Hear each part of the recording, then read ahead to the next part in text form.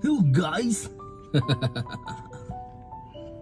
Setelah sekian lama tidak ke udara di dalam media sosial ni dan sibuk meningkatkan diri untuk menjadi jutawan e-hailing, banyak cerita yang telah tersebar di dalam dunia maya sekarang ya. Salah satunya yang telah berlaku kepada rakyat Malaysia, driver tidak memakai seluar ketika on job. Aduh, driver cuba meraba passenger. Aduh, macam-macam ya sekarang ni, dunia ni sekarang agak kepelikan ya. Lepas tu terus kena ban, kena, patutnya yang tak pakai seluar tu pun kena ban juga tu.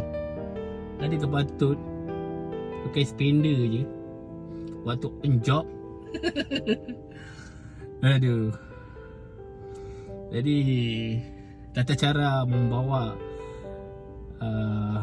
e-hailing secara berhemah dan secara apa ni, cara yang agak bagus adalah, pertama sekali, jangan ada konflik dengan customer yang berlainan jantina. Lagi-lagi bila berkenaan dengan sexual harassment.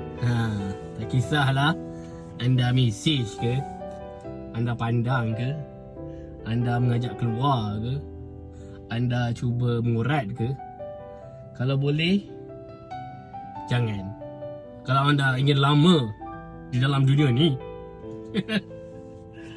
jangan cuba-cuba untuk mengurat customer.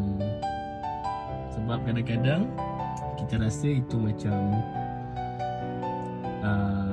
pujian, tapi dianggap kita ni rasa percakapan kita ni adalah untuk menggoda ataupun bawa dia ke dalam apa nak cakap lah, orang kata mungkin bila kita bercakap dengan dia tu, dia ingat kita ni nak menggatal dengan dia.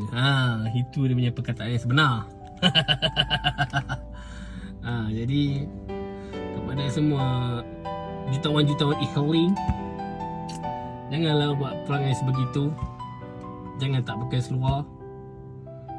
Jangan pula update status 1 jam RM30 sudah cukup. Selamat memandu semua. Salam e-hailing. Assalamualaikum.